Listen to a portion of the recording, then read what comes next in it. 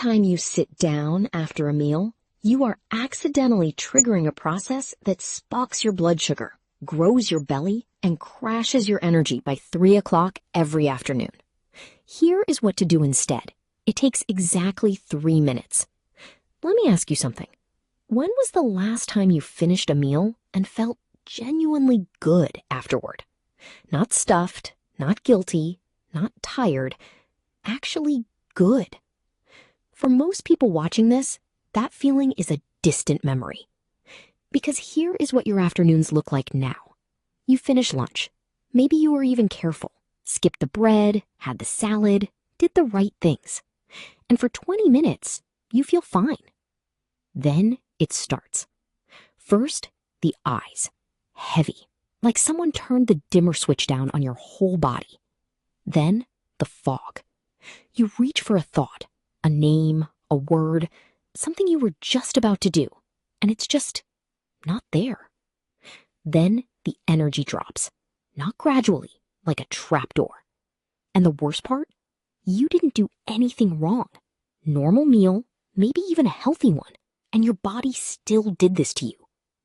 Maybe someone told you this is just aging, that your metabolism is slowing down, that you need to push through it. Something about that answer has never sat right with you, because you know the difference between being tired and being robbed. Every afternoon, at the same time, something is robbing you. You're not imagining it, you're not alone, and you are about to find out exactly why it's happening and exactly how to stop it. Before I show you what to do, you need to understand what is actually happening. Because when you understand the mechanism, really understand it, you do this differently. You do it consistently. You do it even on the days you don't feel like it. 6 minutes. That's all I need. And by the end, you will understand your own body better than most people who see a doctor every 3 months. Let's start the moment you take your first bite. The second food enters your mouth, not your stomach, your mouth, your body starts preparing. Saliva breaks down carbohydrates immediately, signals fire to your pancreas. Blood flow shifts toward your gut. By the time food reaches your small intestine, within 15 to 30 minutes, something significant is happening in your bloodstream. Glucose is entering. Not trickling, flooding.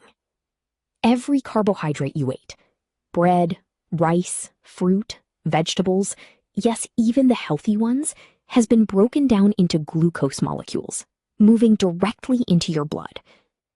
This is not a malfunction. Glucose is fuel. Your brain runs on it. Your heart runs on it. Every cell needs it. The problem is not the glucose. The problem is what happens when you sit completely still while it arrives. Your blood sugar is now spiking. In a younger body, the rise is rapid but controlled. Muscles absorb incoming glucose quickly. The pancreas releases just enough insulin. Within an hour, blood sugar returns to baseline. But the Cleveland Clinic is clear about this, and every senior needs to hear it. Blood sugar peaks between 30 and 90 minutes after a meal. That window, 30 to 90 minutes, is the most vulnerable metabolic period of your entire day. What you do inside that window determines how you feel for the next 4 to 6 hours. And 3 things shift after 60 that make that window increasingly dangerous. Shift 1. You are losing muscle. Starting in your 40s, accelerating through your 60s and 70s, you naturally lose muscle mass. This is called sarcopenia. Why does that matter for blood sugar? Because skeletal muscle accounts for approximately 80% of the glucose your body absorbs after a meal. Less muscle, less absorption. More glucose stays in your bloodstream longer. More glucose in your bloodstream means a higher spike. A higher spike means more insulin. More insulin means more fat storage, especially around your belly. Meal after meal, day after day, year after year. Shift 2. Your insulin is losing its power. Insulin is the hormone that moves glucose from your blood into your cells. When insulin sensitivity is high, a small amount does a big job. But as we age, and especially as we sit more, our cells respond less efficiently to insulin's signal. The pancreas compensates by releasing more. And when the pancreas is chronically overworked, it starts to struggle. That is the road to prediabetes, then type 2, in people who never imagined that would be their story. Diatribe.org is direct about this.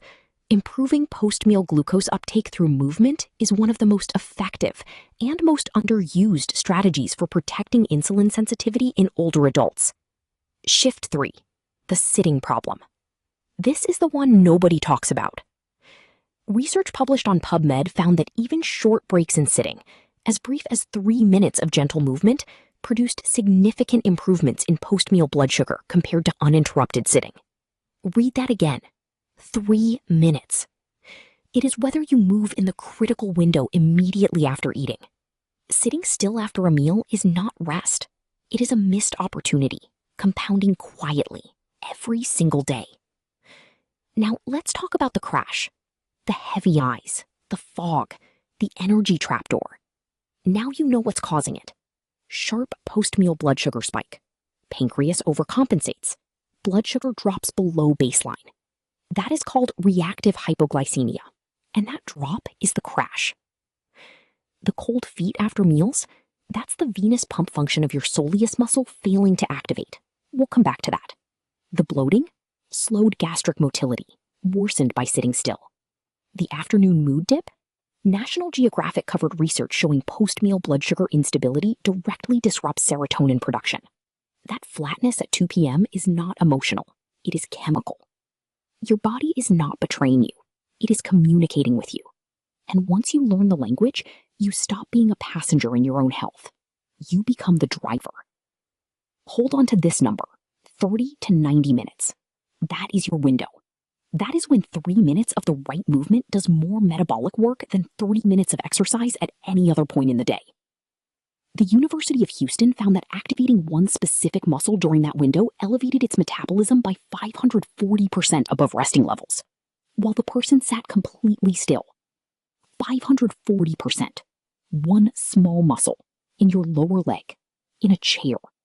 We are getting to that muscle in just a moment. But first, I need to tell you something that might make you frustrated. If this research is this clear, why hasn't your doctor told you about it? That's next. I want to stop here. Before the techniques, before the research, before anything else, I need to say something directly to you. What you have been experiencing after meals, the exhaustion, the fog, the frustration of doing everything right and still feeling wrong, that is not your fault. Say that to yourself right now. Not your fault. You were never given this information. Nobody explained what happens inside your body in the 90 minutes after a meal. Nobody told you that sitting still, the most natural thing in the world after eating, is the one thing making every symptom significantly worse. You were not lazy. You were not careless. You were not failing. You were uninformed. And that is not the same thing. Now, here is where everything changes. The same research that explains why this is happening tells us with remarkable precision exactly what to do about it.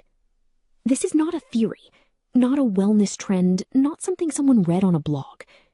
The University of Houston published peer-reviewed research identifying a specific muscle, one you have carried your entire life without knowing its power, that when activated correctly after a meal, reduces your post-meal blood sugar spike by up to 52%. 52%. Sitting down, no gym, no equipment, no medication. That number comes from a peer-reviewed study indexed on PubMed, validated on ResearchGate, covered by Women's Health, Healthline, and the Times of India, presented at academic conferences, currently the subject of a registered clinical trial on clinicaltrials.gov. This is real. Now, I am going to be honest with you, because you deserve honesty more than hype. 3 minutes of movement after meals is not a cure. It does not replace your doctor. It will not undo decades of metabolic changes overnight. What it is What the research clearly and consistently shows is a powerful, accessible, evidence-based tool that produces real improvements in post-meal blood sugar, energy, circulation, and insulin sensitivity over time. For many people who do this consistently, the afternoon crash gets lighter, the fog starts lifting, the energy that disappeared at 2 o'clock starts staying longer. Not because of a pill, not because of a complicated protocol. Because of 3 minutes and one remarkable muscle. And before we go one step further, I need you to hear this. You are not too old for this. You are not too far gone. The research has no age cutoff. The soleus muscle does not retire. Your body, at whatever age you are sitting there right now, is still capable of change. It is still listening. And today, for the first time, you are going to know exactly what to say to it. I need to tell you something that goes against almost everything you have been told about blood sugar. Stay with me here, because this changes how you think about every meal you eat for the rest of your life. For decades, the conversation about blood sugar has been almost entirely about food. Watch what you eat, cut the carbs, avoid sugar, read labels, eat less. And so you did. You tried. Many of you have been trying for years. You gave up things you loved. You followed the advice. You did everything asked of you. And that afternoon crash kept coming. The belly kept holding on. The energy kept disappearing at the same time every day. Somewhere along the way, quietly, without realizing it, you started to believe this was just the ceiling. That you had done everything you could. That this was simply what your body was capable of now. That belief, as understandable as it is wrong. Not because diet doesn't matter. It does. But because diet is only half the equation. Nobody told you about the other half. Here is the paradigm shift. Your blood sugar after a meal is not determined solely by what you ate. It is determined by what you ate and what your muscles do with it in the 90 minutes that follow. Read that again. Post-meal blood sugar is a partnership between your diet and your muscle activity. And for most people over 60, the muscle side of that partnership has been almost entirely absent. Not because of laziness, because nobody explained it needed to show up. Research published on PubMed on non-weight-bearing lower limb resistance activities makes this explicit. Short bouts of muscle activation immediately after eating produce glycemic improvements that dietary changes alone cannot replicate. Your muscles are not passive recipients of the glucose your food produces. They are active participants in what happens to it. When your muscles engage after a meal, they pull glucose out of your bloodstream directly, independently of insulin. This is called non-insulin-mediated glucose uptake. Your muscles can clean up your blood sugar without waiting for your pancreas. They bypass the entire insulin system, but only if you activate them. Sit still, and they never get the signal. The real villain. It is not sugar. It is not carbohydrates, not your age, not your metabolism, not your genetics. The single most underappreciated contributor to post-meal blood sugar spikes, afternoon crashes, belly fat, and progressive insulin resistance in adults over 60 is uninterrupted stillness after eating. That automatic, habitual, completely unexamined act of finishing a meal and sitting still for the next 1 to 2 hours while your blood sugar peaks, your insulin spikes, your fat storage accelerates, and your energy collapses. That innocent, comfortable stillness is the mechanism behind almost every symptom you described at the beginning of this video. And here is what makes this paradigm shift so powerful. The solution is not harder than the problem. Not a diet overhaul, not a gym membership, not a medication, not a program that requires willpower and sacrifice and starting over. 3 minutes, right movement, right window, after every meal. That is it. The muscle that changes everything. At the center of that solution is a muscle most people have never thought about once in their entire lives. It sits in your lower leg. It is called the soleus. And until a landmark study from the University of Houston, led by Professor Mark Hamilton, the scientific community did not fully understand what it was capable of. What they found changed everything. The soleus is not like other muscles.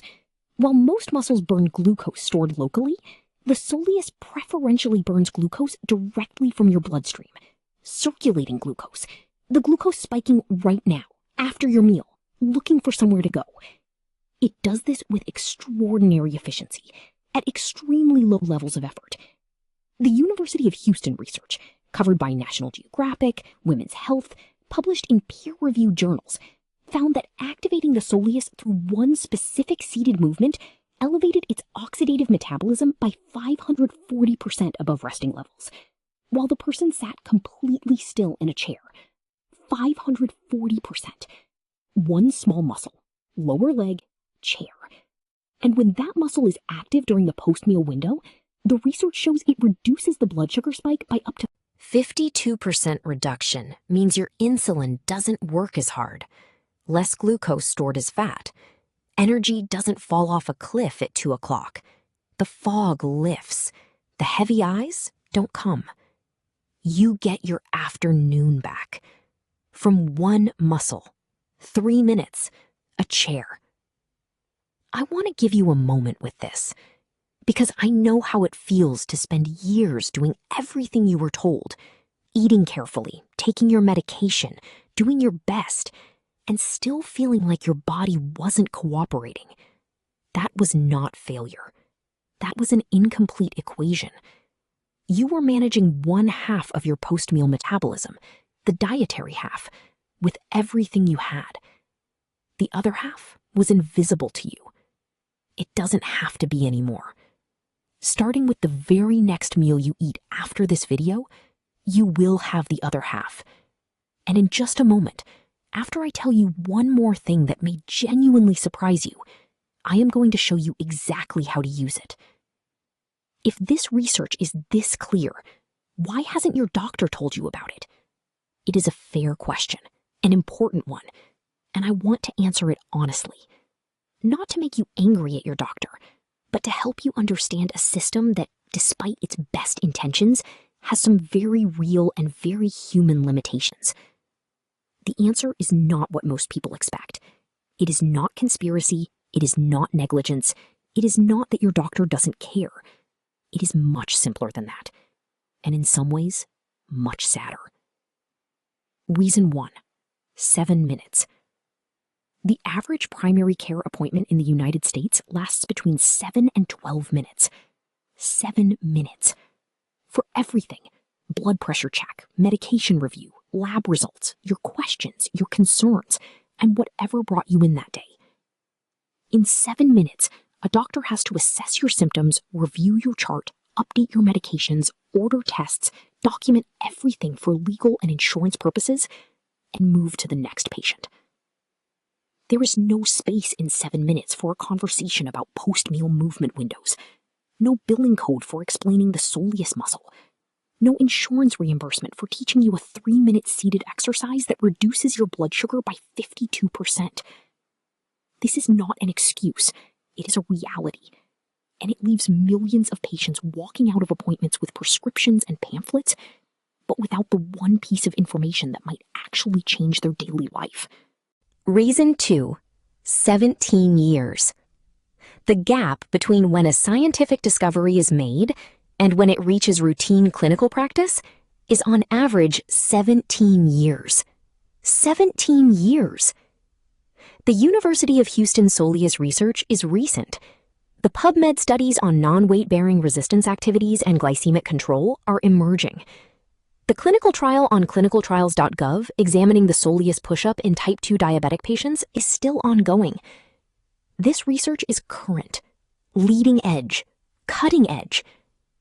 Your doctor, who graduated years or decades ago, sees 20 to 30 patients every day, reads journals when time allows but rarely has enough of it, may simply not have seen it yet.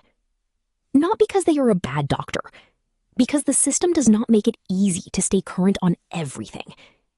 And this particular area, lifestyle-based metabolic intervention through micromovement, has not yet made it into standard clinical guidelines. You are sitting inside that gap right now. Reason 3, the prescription reflex. When a patient comes in with elevated blood sugar, the clinical pathway is established. Check the A1C, monitor fasting glucose, discuss diet, consider medication if numbers keep moving the wrong direction.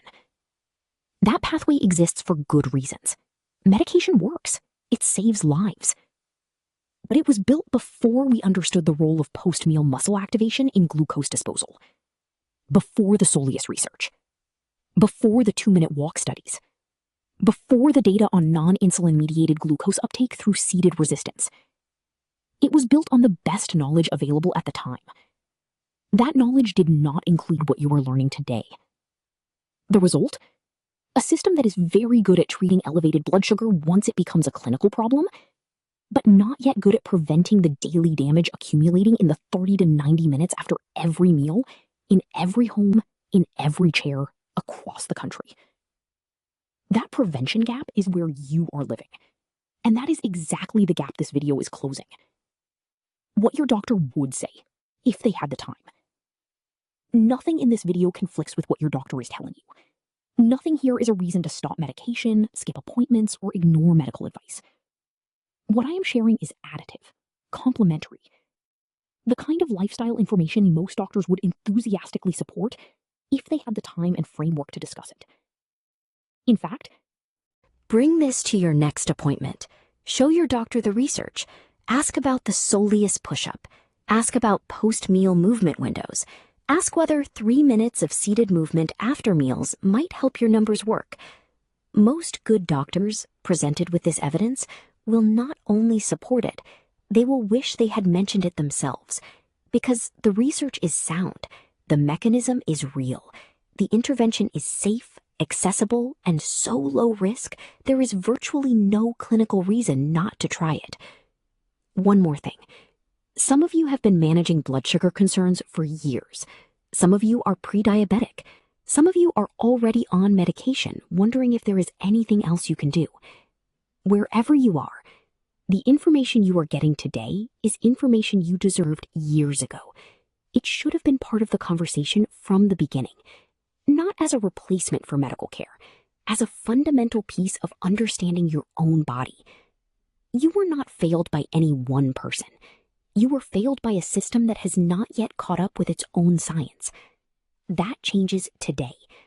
Because in the next section, I am going to give you something concrete, something you can begin not next week, not after more research, not after your next appointment, but at your very next meal. 3 techniques, ranked by impact, every modification included. But before that, I need to tell you about something I am saving for the very end of this video. Something the research says makes everything we are about to cover significantly more powerful. Stay with me. Stay with me. Before I show you the 3 techniques, I need to tell you about something I am saving for the very end of this video. I am telling you now, before the exercises, before the research, before any of it, because I want you to know it is coming, and I want you to have a reason to stay until the final minute. Because what I am about to describe is, in my opinion, the single most underused tool for post-meal metabolic recovery available to anyone sitting in a chair. It is called the post-meal glycemic reset protocol. Here is what it is.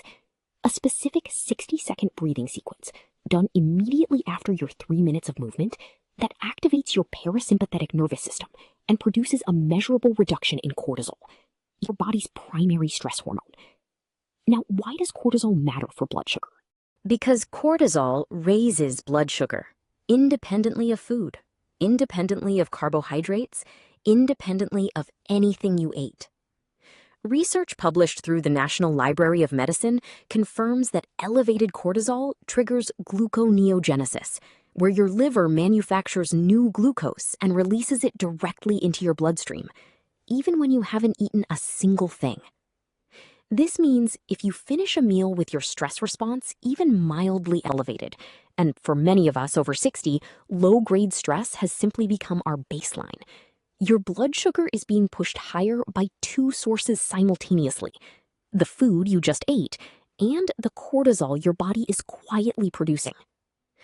The 3 exercises I am about to show you address the first source. The post-meal glycemic reset protocol addresses the second. Together, movement plus the breathing sequence, the research points to a synergistic effect that is meaningfully greater than either intervention alone. Cleveland Clinic researchers studying post-meal interventions and National Library of Medicine breathing studies both point to the same conclusion. Combining physical activation with parasympathetic regulation in the post-meal window produces superior glycemic outcomes compared to movement alone. I am going to give you the complete protocol at the very end of this video, step by step, breath by breath, slowly enough to follow along in real time. But here is my request. Do not skip ahead. I know the temptation. I know some of you already have your finger on that progress bar. But here is what you need to understand about this protocol specifically. It only works as a capstone. It only produces its full effect when your muscles have already been activated, when the glucose has already started moving, when your body is already in the metabolic window. Breathing without movement, fraction of the benefit. Movement without breathing, you leave something significant on the table. Done together, in sequence, at the right moment after a meal, the research says you get the full effect. The 52% reduction in blood sugar spike, the cortisol reset, the afternoon energy that stays instead of crashes, the mental clarity that lasts into the evening. That is what we are building toward today. Every section of this video is a layer. Every technique is a piece. And the post-meal glycemic reset protocol is the piece that locks everything together. So stay with me. Watch this completely.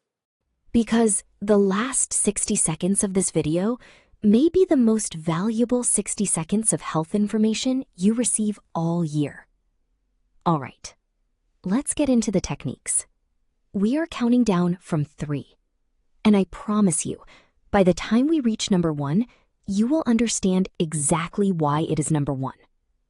Number 3 alone, if you do nothing else from this video, will change something majorable about how you feel tomorrow afternoon. Let's go. Number 3. And before I show you this, I need to say something. When people first hear about this movement, the reaction is almost always the same. Disbelief. Not skepticism. Disbelief. Because the movement is so simple, it seems impossible it could work.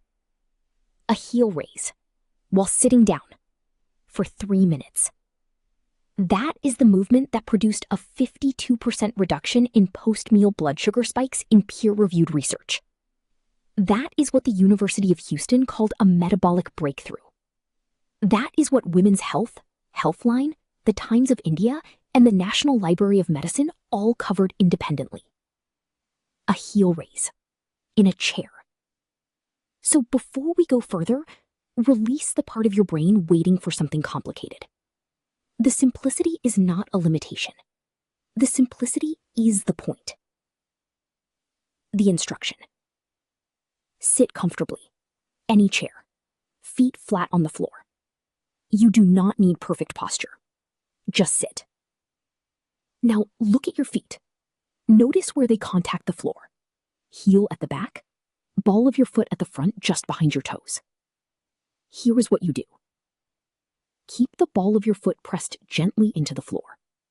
Slowly raise your heel, just the heel. Front of the foot stays down. Raise it as high as it comfortably goes. Hold for 1 second. Lower it back down. That is 1 rep. Now do it again. Slowly. Up. Hold. Down. 2 seconds up. 2 seconds down.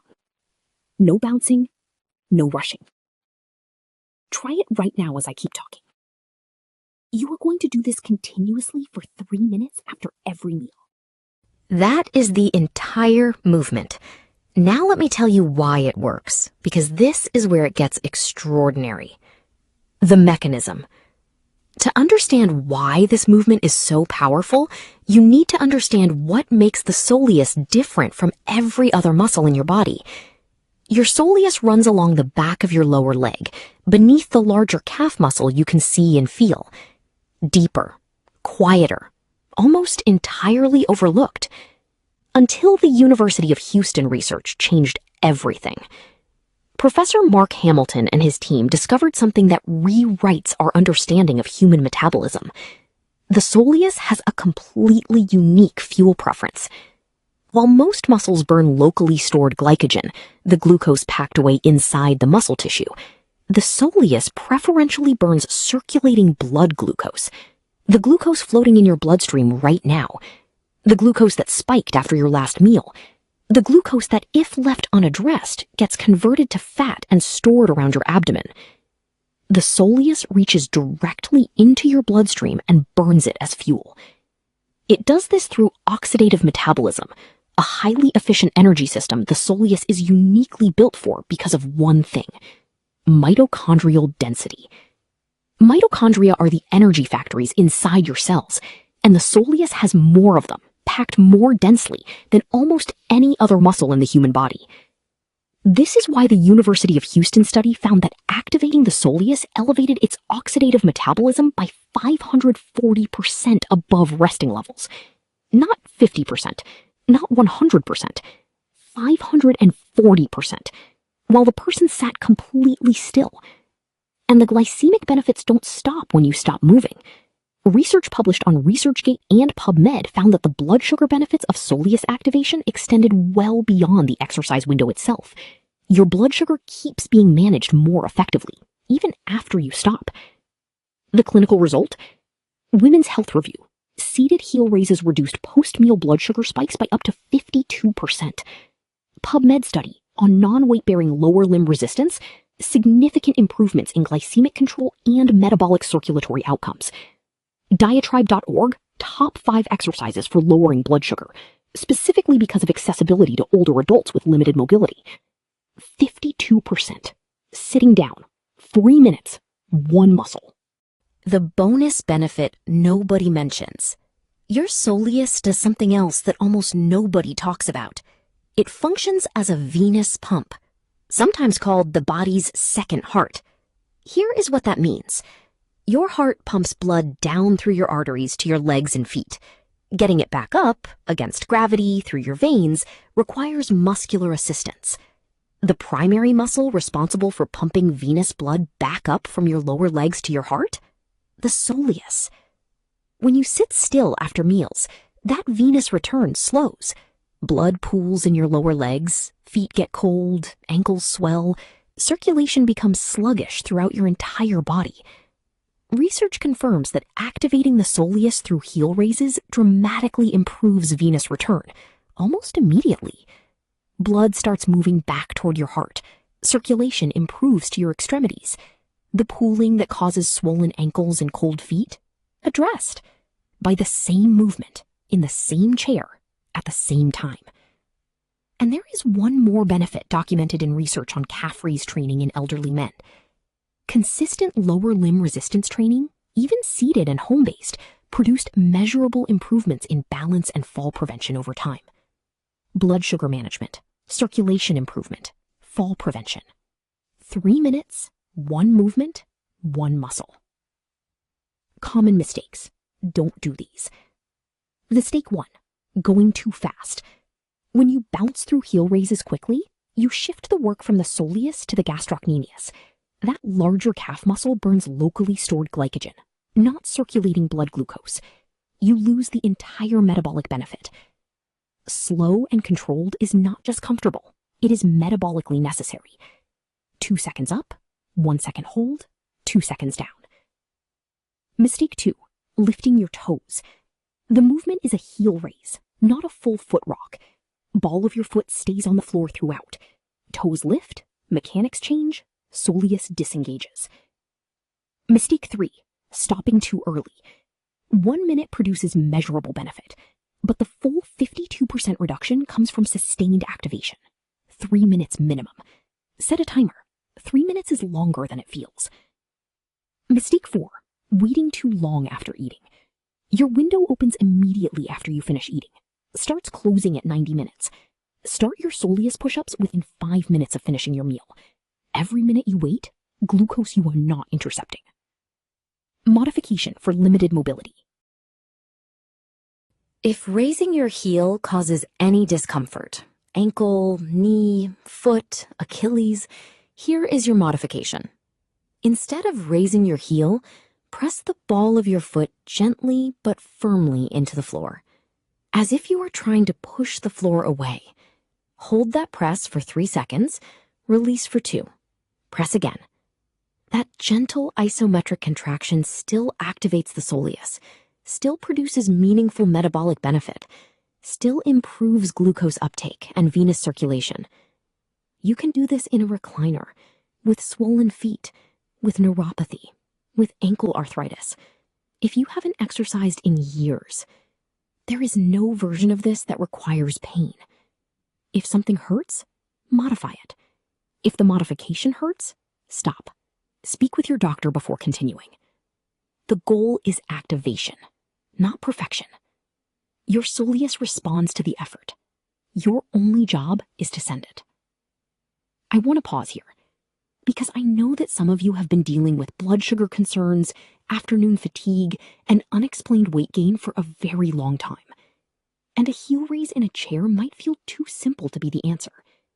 But consider this. The most powerful solutions are not always the most complicated ones. Sometimes the gap between where you are and where you want to be is not a mountain. It is a door. And the door was always there. You just needed someone to point at it. The soleus push-up is a door. 3 minutes after every meal. Starting tonight. Starting at dinner. Starting the very next time you sit down after eating. Now, number 2 on our list. Something you have heard of before, but I promise you have never heard it explained like this. Before we get to number 2, I need to stop here, because there is something I keep noticing when I talk to people about post-meal health. Most people experiencing the most significant metabolic stress don't know they're experiencing it. Not because they aren't paying attention, because the symptoms are so familiar, so gradual, so woven into daily life, they stopped registering as symptoms at all. They became the background, the new normal, the price of getting older. I want to change that right now, because what feels normal is not always what is healthy. And recognizing what your body is telling you is the first step toward being able to respond. Warning sign 1, the afternoon energy cliff. Not ordinary tiredness. Ordinary tiredness builds gradually, responds to rest, makes sense in context, different. It is disproportionate to what you did. It arrives on a schedule, almost always 60 to 120 minutes after lunch. It comes even when you slept well, even after a light meal, and it does not respond to rest. You lie down for 20 minutes and wake up feeling exactly the same. Or worse. Cleveland Clinic research on post-meal blood sugar dynamics calls this reactive hypoglycemia. Blood sugar spikes sharply after a meal. Pancreas overcorrects. Blood sugar drops below baseline. That drop is the cliff. The sudden, disproportionate, schedule-specific collapse that has become your 2 o'clock appointment. If that is your afternoon, every afternoon, that is not aging. That is a metabolic signal. And the 3-minute protocol we are building today is specifically designed to address it. Warning sign 2, brain fog after eating. Your brain is the most glucose-dependent organ in your body. It consumes approximately 20% of your total energy, despite being only 2% of your body weight. When blood sugar spikes and crashes, your brain feels it first. Not as pain, not usually as a headache, as fog. The specific quality of post-meal brain fog is recognizable once you know it. Words harder to find, thoughts slower than usual, reduced ability to concentrate on reading, conversation, any task requiring sustained attention. A vague disconnection, like you are present in the room but not quite fully there. National Geographic's coverage of post-meal movement research confirmed this directly. Blood sugar instability disrupts dopamine and serotonin production, the chemical messengers responsible for focus, motivation, and mood. When those neurotransmitters are disrupted by glucose volatility, cognitive performance drops measurably. If your sharpest thinking happens in the morning and your foggiest thinking hits in the early afternoon, that is not coincidence. That is post-meal glucose dysregulation expressing itself through your brain, and it is reversible. Warning sign 3, cold feet and swollen ankles. This one surprises people because cold feet and swollen ankles after meals feel like a circulation problem, which they are, but most people never connect them to what they just ate. Here is the connection. When you eat, your body redirects significant blood flow toward your digestive system. Normal, expected. But when you sit still after eating, the venous return system slows dramatically. Blood that traveled down to your legs has no muscular assistance getting back up. It pools. Ankles expand, feet lose warmth. Research from Moyer Total Wellness on the venous pump function of the soleus is explicit about this. And the solution? Exactly what you now know. Activating the soleus through heel raises restores venous return almost immediately. Blood moves back toward your heart, circulation improves, the pooling that causes swollen ankles and cold feet, addressed. In the same chair, in the same 3 minutes. If your feet are cold after meals specifically, not all the time, specifically after meals, that is your soleus asking to be activated. Now you know how to respond. Warning sign 4, bloating and digestive discomfort. Post-meal bloating is so common among adults over 60, most people have simply accepted it. The distension, the pressure, the uncomfortable fullness that lingers long after the meal. Here is what is actually happening. Gastric motility, the speed at which your stomach and intestines move food through, slows naturally with age and is significantly worsened by post-meal stillness. When motility slows, food sits longer than it should. Fermentation increases, gas accumulates. The bloating is not a mystery. It is a stalled digestive system. Research on walking and gastrointestinal function, covered by Banner Health and GoodRx, found that even light movement after eating significantly accelerates gastric emptying.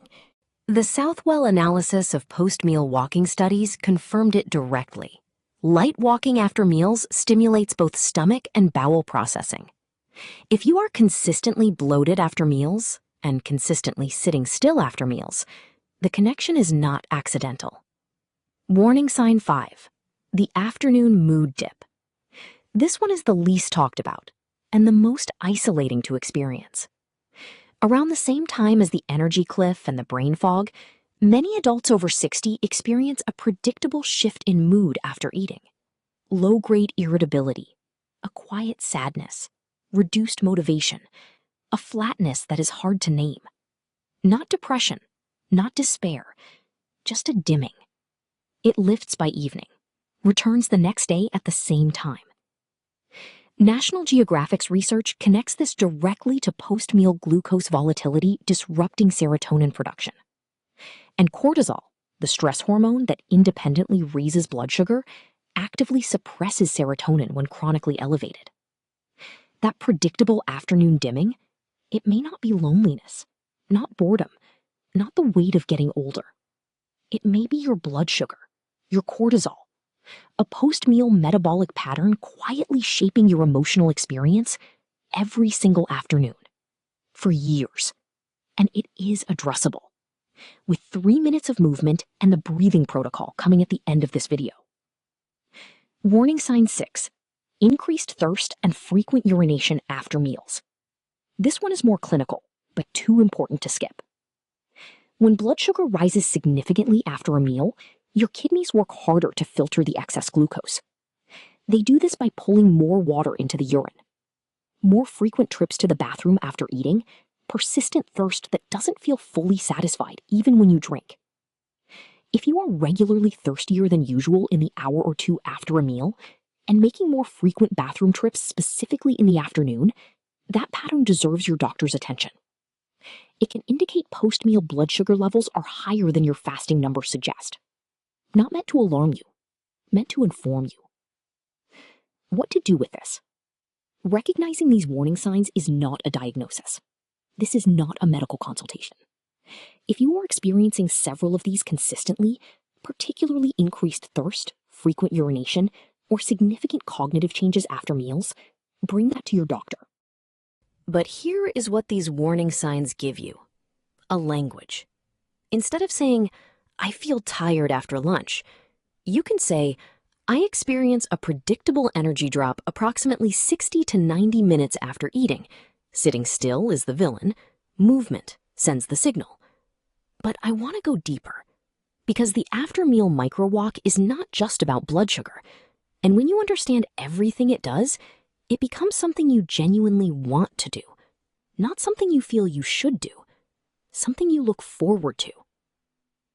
The instruction: within 10 minutes of finishing your meal, ideally within 5, stand up and walk. Not fast, not with purpose, not as exercise. Just walk. Around your kitchen while you put a dish away, down your hallway and back, around your living room in a slow loop, out your front door and down the block if the weather cooperates. Surface doesn't matter. Destination doesn't matter. Speed doesn't matter, as long as you are moving rather than sitting. 3 things matter: timing, within 10 minutes of finishing your meal. Duration, minimum 2 minutes. 5 to 10 is ideal. Regularity, after every meal. Not just lunch, not just on good days. Every meal, consistently, as a ritual. Set a timer if it helps. Put your shoes by the door as a visual cue. Tell someone so they ask you about it. 2 minutes is your floor. 10 minutes is your ceiling. Anywhere in that range. After every meal, starting today. That is the complete instruction. Now let me show you what is happening inside your body when you do it. The mechanism. When you start walking, even at a slow, comfortable pace, several things happen simultaneously. Your large leg muscles activate. Quadriceps at the front of your thigh, hamstrings at the back, glutes, calves. These are among the largest muscle groups in the human body. Collectively, enormous capacity for glucose absorption. And when large muscles contract during a post-meal window, they trigger something called GLUT4 translocation. GLUT4 is a glucose transporter protein living inside your muscle cells. When you sit still, GLUT4 stays inside the cell, inactive. When your muscles contract, GLUT4 moves to the surface of the cell membrane and opens a direct channel for glucose to enter from your bloodstream, independently of insulin. Your muscles don't wait for your pancreas. They don't need to overcome insulin resistance. They simply open their own door and pull glucose in directly, as long as they are contracting. This is why 2 minutes of walking after a meal outperforms 2 minutes of walking at any other time. Because in that post-meal window, your bloodstream is flooded with glucose, actively looking for somewhere to go. Your walking muscles provide the most efficient possible destination. UCLA Health puts it directly: the combination of elevated blood glucose and active muscle contraction creates an ideal metabolic environment for glucose clearance that simply does not exist at other points in the day. You are not just burning calories, you are intercepting glucose before it can be stored as fat, reducing insulin demand on your pancreas, protecting your cells from the inflammatory effects of a prolonged spike. In 2 to 10 minutes, no equipment, no gym, no fitness level required beyond the ability to walk. The digestion benefit. When you walk after eating, the gentle rhythmic movement of your body provides mechanical stimulation to your digestive organs. Your stomach, your intestines, the entire gastrointestinal tract currently processing your meal. Research covered by Banner Health and analyzed in GoodRx's review of post-meal movement studies found that light walking after eating significantly accelerates gastric emptying. Food moves through the intestinal tract more efficiently. Fermentation and gas production reduced. The Southwell analysis confirms it. Light walking after a meal stimulates both stomach and bowel processing, particularly beneficial for older adults in whom gastric motility naturally slows with age. If post-meal bloating has been a consistent part of your experience, a 5-minute walk may provide more relief than any digestive supplement you have ever tried, because you are not treating the symptom, you are addressing the mechanism. The mood and cognitive benefit. National Geographic published research showing a short walk after eating doesn't just improve blood sugar and digestion. It measurably improves mood, cognitive function, and energy in the hour that follows. 3 reasons. First, stable blood sugar means stable neurotransmitter production. Post-meal spike blunted by walking. Serotonin and dopamine stay more consistent. The afternoon mood dip becomes less severe. For many people, disappears entirely. Second, walking triggers the release of BDNF, brain-derived neurotrophic factor, sometimes called miracle-grow for the brain. Supports growth, maintenance, and function of neurons. Even a short bout of light exercise produces a meaningful spike. The cognitive clarity you feel after a walk is not placebo. It is BDNF. It is your brain receiving a direct neurological benefit from your legs moving. Third, walking changes your relationship with your environment. You see things, hear things, feel air on your face, exist momentarily outside the 4 walls where most of your day happens. That shift has documented benefits for mental health, social well-being, and quality of life that extend far beyond the metabolic. A 2-minute walk is not just a blood sugar intervention. For many people, it is the best 2 minutes of the afternoon.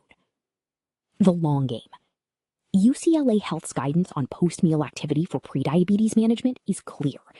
Consistent post-meal walking, practiced regularly over weeks and months, produces cumulative improvements in cardiovascular health. Reduced resting blood pressure, improved arterial flexibility, better overall circulation. The Cleveland Clinic reinforces it. Regular post-meal movement is one of the highest impact daily habits for long-term cardiovascular protection in adults over 60. You are not just managing today's spike when you finish eating, starts closing at 90 minutes. 5 minutes after the meal, ideal. 15 minutes, still beneficial. 90 minutes, largely too late. Mistake 2, making it a workout. Walking too fast, pushing your heart rate too high, elevates cortisol, which independently raises blood sugar. Gentle, comfortable, conversational pace.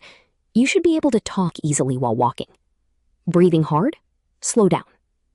Mistake 3, skipping it on full days. Holiday dinners, family gatherings, celebrations. These are precisely the days the post-meal walk matters most. Glucose load is higher. Insulin demand is greater.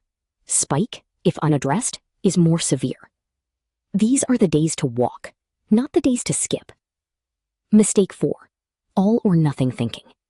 You intended to walk 10 minutes, managed 2 before your knee ached or the phone rang. That 2 minutes still counts, still produced GLUT4 translocation, still sent the signal. Do not let perfect be the enemy of profoundly good. Modification for limited mobility. Walking after meals not currently possible? Stand up. That is step 1. Simply stand within 10 minutes of finishing your meal. Hold the chair back, the counter, the wall, whatever you need. Stand for 2 minutes. Research on standing breaks and post-meal glycemic control found that even standing, without walking, produced measurable reductions in post-meal blood sugar compared to sitting. Simply bearing weight through your legs, engaging your postural muscles, shifting from horizontal to vertical, enough to begin the glucose uptake process. If standing is possible, add gentle weight shifting, slow supported steps in place, small side steps holding the counter. Any lower body movement, however small, however supported, however brief, is metabolically meaningful. And if standing itself is a challenge today, go back to the soleus push-up, because that movement in your chair is always available. There is always something you can do. Your body always has a door open, even on the hardest days. Before we get to number 1, I want you to understand what you now have. 2 tools. The soleus push-up, activating the most metabolically unique muscle in your lower leg, pulling glucose directly from your bloodstream. 540% metabolic elevation in a chair. The after-meal micro-walk, recruiting your largest muscle groups through GLUT4 translocation, independently of insulin, in the precise window when blood sugar is peaking. Each one alone, significant and measurable results. But number one combines the principles of both into a single seated 3-minute sequence. Research on non-weight-bearing lower limb resistance activities identifies it as producing superior glycemic outcomes compared to either walking or heel raises alone, particularly in older adults with limited mobility. Number one is where everything we have built comes together. And after number one, I am going to slow everything down, because the next section is unlike anything we have done so far. Quiet, sensory, designed to help you feel, in your body right now, the benefit waiting for you on the other side of this habit. But first, number one. Let's go. Before we get to number one, I need to talk about food, and I want to start with something important. The 3-minute movement protocol works. The research is clear. The results are real, even if you change nothing about what you eat. But food and movement are not separate conversations. They are two halves of the same conversation. And there are certain foods that make the post-meal spike significantly worse, and certain foods that work with your body to make it significantly better. This is not a diet plan, not a list of rules, not another standard to measure yourself against. This is information. What you do with it is entirely up to you. What works against you? Rapidly digestible carbohydrates eaten alone. Carbohydrates are not the enemy. I want to be clear about that. The issue is not carbohydrates. The issue is rapidly digestible carbohydrates eaten without anything to slow their absorption. White bread, white rice, regular pasta, crackers, refined grains eaten alone without protein, fat, or fiber break down almost instantly. Glucose enters your bloodstream in a wave rather than a steady stream. Blood sugar spikes sharply. Pancreas surges insulin. The entire cycle accelerates. This does not mean bread is forbidden, rice is off limits, pasta is gone forever. It means pairing those foods with protein, healthy fat, or fiber slows digestion and produces a fundamentally gentler glucose curve. A piece of toast with avocado and an egg produces a completely different blood sugar response than the same toast eaten alone. Same food, the pairing changes everything. Sugary beverages with or after meals. Liquid sugar bypasses almost every digestive process that slows glucose absorption. No fiber to slow it, no protein to moderate it, no chewing required. It goes directly into your system, with almost nothing standing between it and your bloodstream. Orange juice with breakfast, sweet iced tea with lunch, a dessert drink with dinner. Each one adds a rapid glucose load on top of whatever the meal already produced, compounding the spike in a way that is genuinely difficult for even the most diligent movement routine to fully address. Water is your ally, unsweetened tea, black coffee in moderation.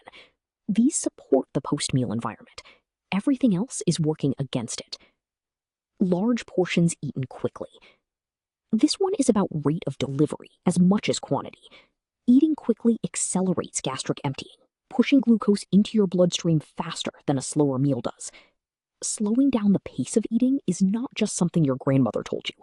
It is a measurable metabolic intervention. Smaller portions, eaten slowly, chewed thoroughly, in a relaxed environment. These produce a gentler glucose curve that is far more responsive to your 3-minute protocol.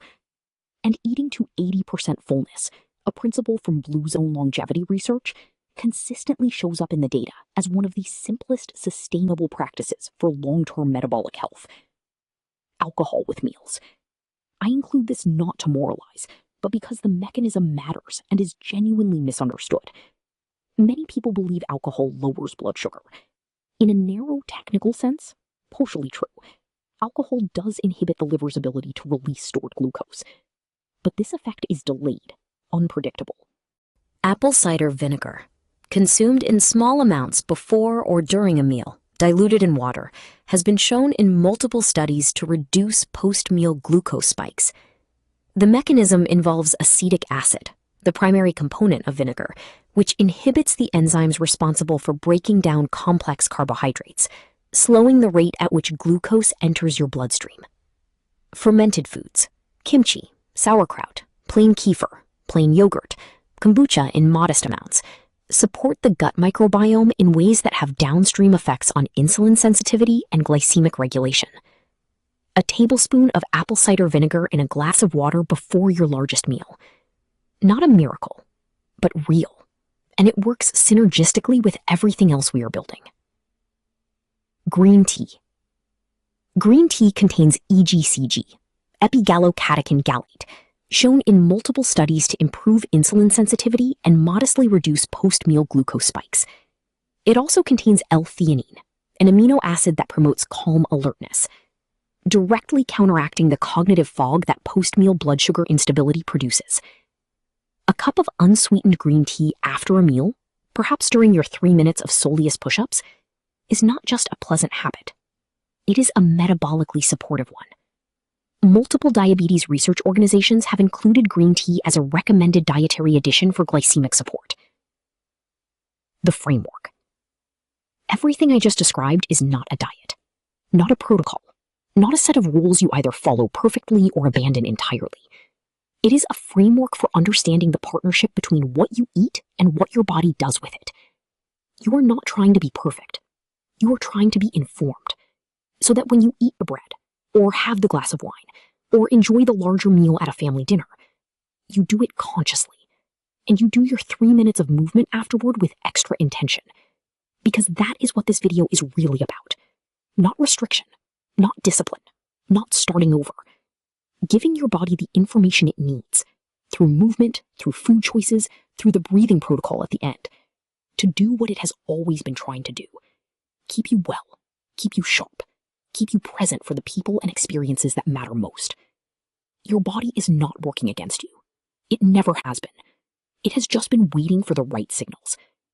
All right, number 1, the most powerful technique on this list. The one that combines everything we have built, soleus activation, large muscle recruitment, post-meal window, into a single-seated 3-minute sequence. Anyone, anywhere, starting tonight. Let's go. Number 1. Let me tell you why this is number 1 before I show you a single thing.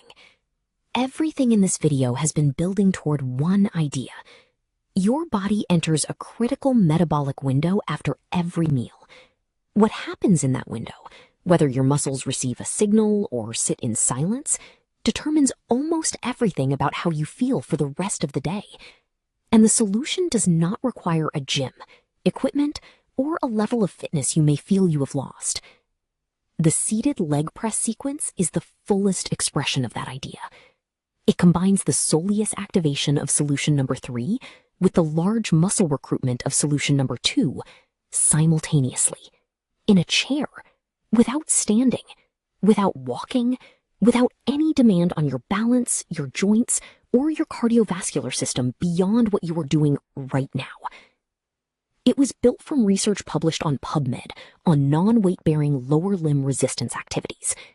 Research conducted specifically because scientists recognized a significant portion of older adults cannot walk comfortably after meals, cannot perform standing exercises consistently, and needed an evidence-based alternative that produced comparable glycemic results.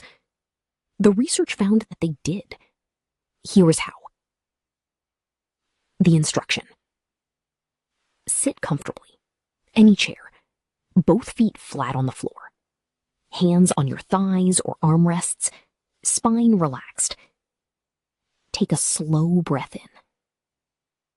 As you exhale, press both feet firmly into the floor. Not a stomp, not a bounce, a slow, deliberate, firm press, as if you were trying to push the floor away, but the floor is not moving. Feel what happens. Feet engage, calves, shins, quadriceps at the front of your thigh, hamstrings at the back, glutes if you press firmly enough.